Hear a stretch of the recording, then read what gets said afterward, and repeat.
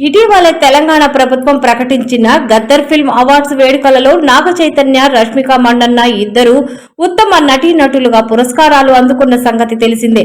ఇప్పుడు మరోసారి వీరిద్దరి ఖాతాల్లోకి ప్రతిష్టాత్మక అవార్డ్స్ వచ్చి చేరాయి. అలాగే ఉత్తమ దర్శకుడుగా అనిల్ రావిపూడి సైతం పురస్కారం అందుకున్నారు.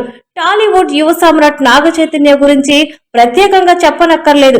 ఇటీవల తండేల్ సినిమాతో బ్లాక్ బస్టర్ హిట్ అందుకున్న చైతు ఇప్పుడు వరుస అవార్డులు అందుకుంటున్నారు.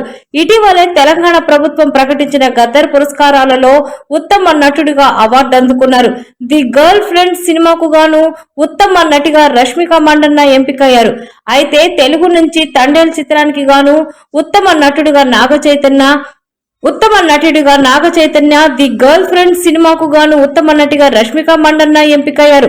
అలాగే ఉత్తమ దర్శకుడుగా అనిల్ రావిపూడి సంక్రాంతికి వస్తున్న ఉత్తమ చిత్రంగా మిరాయి నిలిచింది. ఇక ఉత్తమ తొలి చిత్ర దర్శకుడు విభాగంలో తెలుగు నుంచి రామ్ జగదీష్ కోర్టు చిత్రానికి ఎంపికయ్యారు.